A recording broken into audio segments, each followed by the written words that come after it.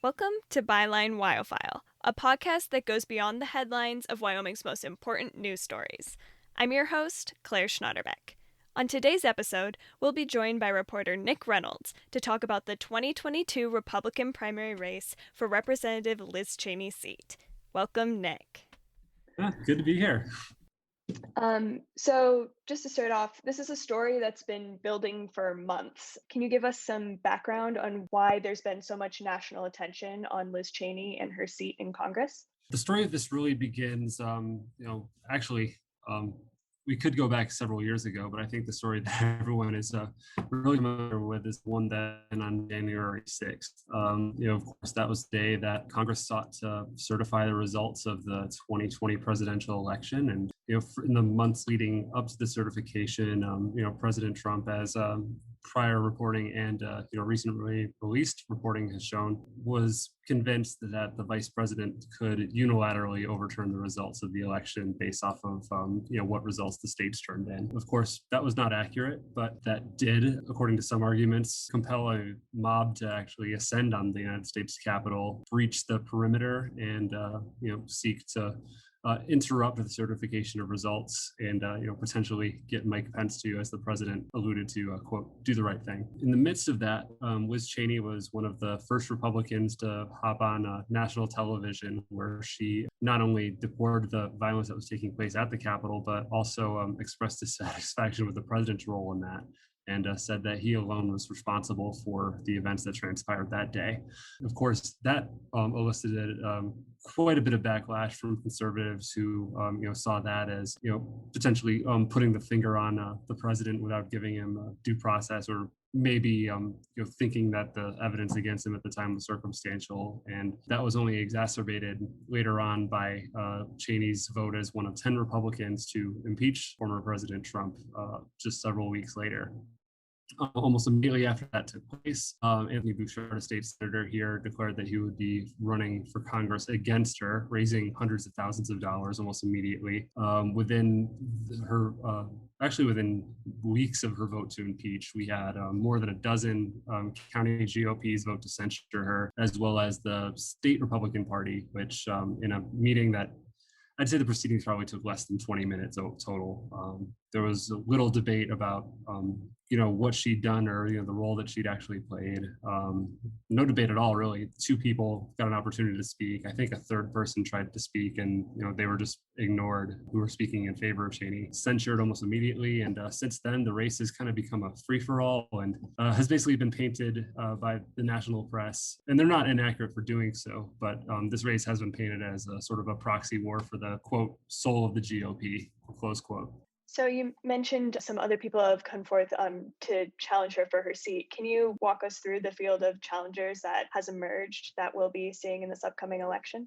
Yeah, absolutely. So I've already mentioned Bouchard, and almost initially he was kind of seen as the most serious competitor against Cheney solely for the finances that he'd been able to put into it. He was able to capitalize very early off of the fact that he was running against Cheney, got six figures in endorsement, total receipts, I should say, from all around the country, basically just relying on a heavy social media campaign and really working to nationalize the race as much as possible. Aides for him later described it to me as sort of guerrilla marketing, where they seized on the fact that he was the first challenger to declare against Cheney, sought to get a national platform. He was doing interviews with OAN, Newsmax, a number of other right-wing networks like I believe it's RBN, and that helped him to get off to a really quick start fundraising. However, he has been crippled by quite a bit of controversy in recent weeks that we still won't know this until we see the Q2 numbers come through. There were some revelations that he, as a teenager, 18 years old, he impregnated a 14-year-old girl who, later committed suicide. He says that it was not related to that relationship in particular, but I think we're still learning a little bit more about what transpired there gradually over time. So I'd say that that's probably her preliminary challenge at this point. Second in line, at least from a fundraising standpoint, would be Wyoming State Representative Chuck Gray, who's made a name for himself in the last couple of years as, I guess, one of the more hardline conservative members of the Wyoming legislature. His MO for the last couple of years is primarily allied with, we're talking about anti-abortion legislation, and we're talking about budget footnotes that seek to rein in what he sees as wasteful government spending. We're talking about an uncompromising alignment with fossil fuel interests. Basically saying that anything related to transition away from coal is just defeatism, and that shying away from the state's mineral industries, or to some degree even planning for a future that doesn't involve coal, is somehow giving up on the state's industries. He's also gotten a bit of some interesting backing from out of state as well. There was some reporting that we had in WyoFile a couple of weeks ago regarding an out-of-state group that or an out-of-state PAC, I should say, that does have some ties to South Florida, and Corey Lewandowski, the former campaign manager for President Donald Trump, of course, a key advisor for him even during his presidency, who has expressed a growing interest in Wyoming politics recently. On the side of that, we have a couple of other candidates that have gotten themselves in who are a little bit more minor to a degree. I would say Denton Knapp out of Campbell County is one of those that seems to stand out from that group. He's moved back from California after a career in the military. He was actually stationed in the Middle East, has deep ties to Campbell County itself. His brother is actually a state representative. His family homesteaded there way back in the 19th century, and he's a Campbell County High School graduate, so really deep ties there.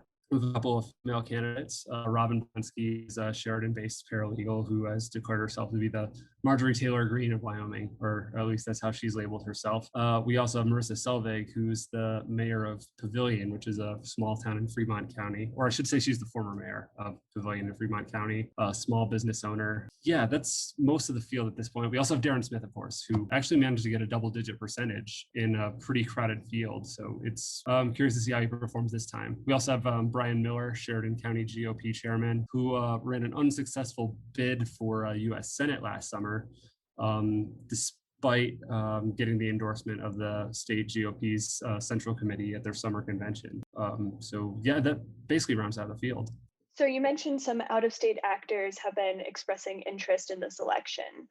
How have national interests shown up in this race? So I guess the biggest one we've seen is, of course, the financial involvement. I mean, the national interest is, what is mainly, helped Bouchard to build the level of credibility that he has managed to build. I mean, he attended CPAC recently. He's made a couple of trips to Florida and DC.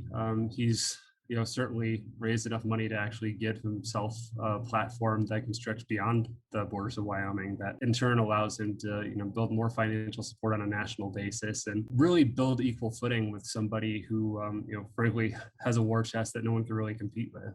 Actually, in Q2, Liz Cheney raised about $1.9 million, and traditionally, very few of her contributions come from in-state. Most of the time, she relies on nationally based fundraisers. She relies on political action committees that are already based out of state. And the only way to really keep on a level playing field with her is to also run a national campaign. And that's what we've seen from Bouchard. Of course, we also see a lot of national interest in taking Liz Cheney out, particularly from the branch of the party that's still aligned with Trump. In this case, that's most of the party. Most straw polls show him as the leading contender in a potential 2024 primary for president. His brand is still the thing driving the party. And naturally, you have people that are aligned with that world who want to see Liz Cheney out. We saw that during the legislative session this year when Corey Lewandowski and Donald Trump Jr. actually got involved in pushing for a runoff elections bill that ultimately failed because of the outside pressure for the most part.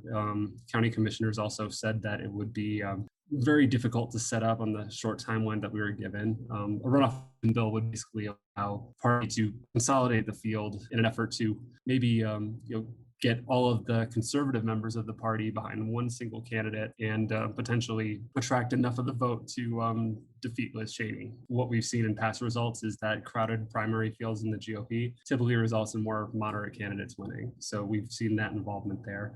Of course, we also have to look at some of the outside interests that have gotten involved financially. The Protect Wyoming Values PAC, which has been supporting Chuck Gray, has some dubious origins that we aren't going to find out until the July 15th deadline. And we'll see just who exactly has been backing that, whether it's an out-of-state interest or if it's actually someone in-state. I'm sure we'll probably also see some other things come to fruition as well, whether it's national endorsements. There's been a bit of chatter about some of the big names in conservative politics that have gotten involved already.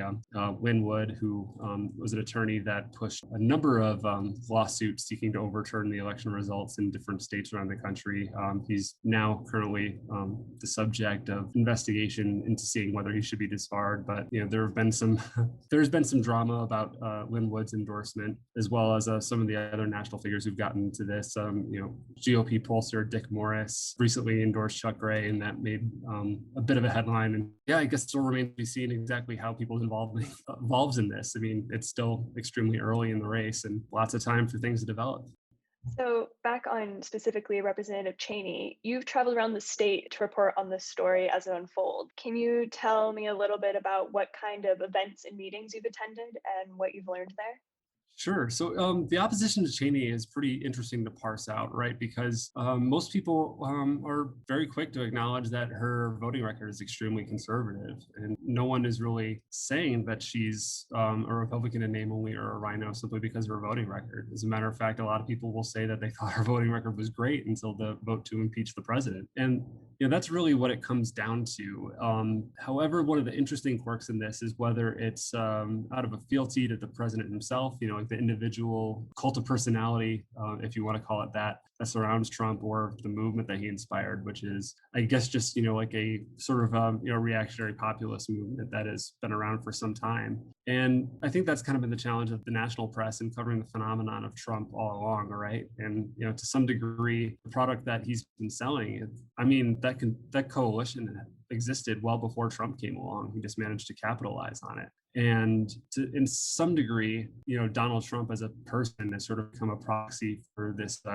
larger attitude or larger movement that people have bought into. And, even, one vote against him or speaking out against him in any regard is kind of seen as by some people as a refutation of that entire movement. Even lifting a finger to oppose him is seen as counter to, I guess, where the rest of the party sees itself now. That's kind of the dynamic that I've run into in opposing Liz Cheney. What's been interesting about it too is just the level of involvement that's kind of been inherent in all this from the grassroots. Like when a couple months ago, Congressman Matt Gaetz, different story. Well, we don't have to get into that one. He's been mired in some controversies of his own. But when he came to Wyoming to protest against Liz Cheney on the steps of the Capitol, there were hundreds of people there from all over the state. I interviewed people who came down from Newcastle, which is, in the northeastern corner of the state, quite a drive to make on a weekday morning to protest against Liz Cheney.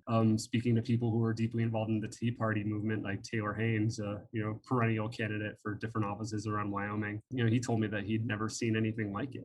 Every meeting I go to, I run into people who either say that they've never seen the number of people that they've had at these local GOP meetings and they just wanted to get involved, largely because of Cheney. But, we're also seeing that in the activities that people take on. One of the groups I covered earlier this year was a conservative corner out of Cheyenne. They started out of a coffee shop in reaction to COVID-19 restrictions. And they had an event featuring GOP influencer Scott Pressler that drew more than 100 people. And we're just talking about a small group out of a coffee shop. These are just average citizens coming to try and figure out a way to unseat Liz Cheney. So there is quite a bit of grassroots momentum to try and get her out. But at the same time, that also raises a question about who we're not seeing, whether it's people who are in favor of getting her out of office or if it's people who are actually supportive of what she's done. I've spoken to a couple of state legislators about this stuff, and they're elected Republicans, and by theoretically elected Republicans in the state would tend to probably know their constituencies quite well. And there are plenty of Republicans who are quietly supportive of Liz Cheney and what she did. We've done some coverage of that side of things, but the extent of that we don't really know, and I don't think we're really going to know it until next August.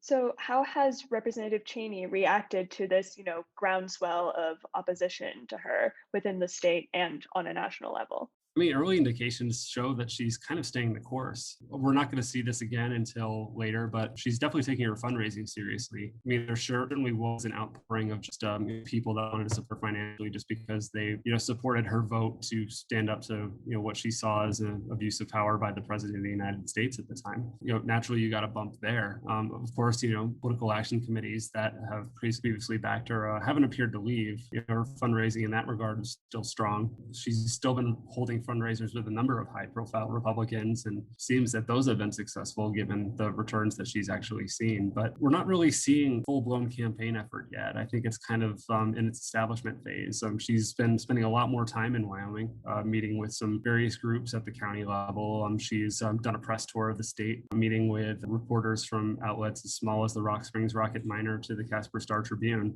She's just been all over the place, basically trying to lay the groundwork and I guess what you'd call the fundamentals of campaigning in Wyoming. It's a big state naturally. There's not a lot of stuff in the middle of all these different towns that are scattered around the state. And ultimately, to be successful in campaigns, you really need to be tapped in at the local level. And I think right now she's kind of starting from the top with the people who tend to influence public opinion the most in these communities. We're talking about, Rotary clubs. We're talking about meeting with county commissioners, talking about local business leaders.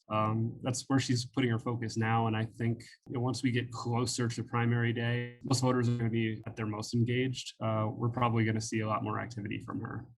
So at this early point in the race, are there any particular endorsements or other benchmarks the challengers are vying for that are considered crucial? At this point, I think a lot of the challengers to Cheney are just trying to differentiate themselves from one another. And, that's kind of a challenge when we're talking about candidates who are already running against an extremely conservative opponent. In a Republican primary like that, it's really difficult to stand out. I think at the moment, Representative Chuck Gray has amassed the most endorsements within the state, and those primarily come from members of the House Freedom Caucus in the Wyoming legislature. That's a group that he's a part of, and to some degree, I think it was kind of expected that some of the more institutional names will line up behind him. While Chuck Gray has ascended to some degree of leadership in the legislature, he's of course a key member of the Freedom Caucus. He's also a member of the legislature's Management Council, which sets policy for the entire legislature. That's a pretty important committee role. Anthony Bouchard doesn't exactly have that same amount of sway in the legislature. He's kind of expressed that even given his longstanding role in Wyoming politics, he still is an outsider to some degree. And in the Senate, he has built some relationships, but there's definitely no loss between him and other members that we've seen in some recent votes.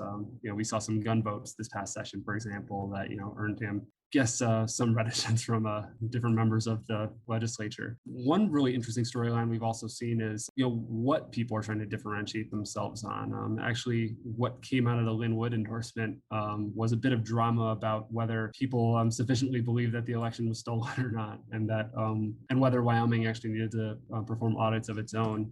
Gray, for example, has made election integrity kind of the cornerstone of his campaign, as the National Party has latched onto it and has, to some degree, not explicitly questioned the integrity of Wyoming's elections, but said, we don't really know until we see what happens. Bouchard has, meanwhile, said that Wyoming's elections practice the gold standard and that they aren't really needed. Another area that has been interesting is foreign policy, for example. Darren Smith has been, pegged for, his previous stances on American involvement in the Middle East, basically saying that, American involvement is needed to defeat terrorist organizations like ISIS. Some have called that like a neoconservative, like Cheney-like stance. Sort of seen something similar out of Denton, who actually served at Bagram Air Force Base. And when the news came that we were withdrawing troops from Afghanistan, he actually aligned with Cheney on that issue, saying that it was premature and that it was unwise to withdraw so quickly for a talking point. Those have been some of the interesting areas where people have been trying to differentiate themselves. But as far as key endorsements, I don't know if we're going to see any this early. We're still looking at a pretty wide field, and it's still not super clear what the differences are between many of the candidates other than money and maybe a few small wedge issues. Thanks, Nick. And thanks for listening to Byline WyoFile. Visit WyoFile.com to read stories on the primary race, Liz Cheney, and other vital Wyoming news.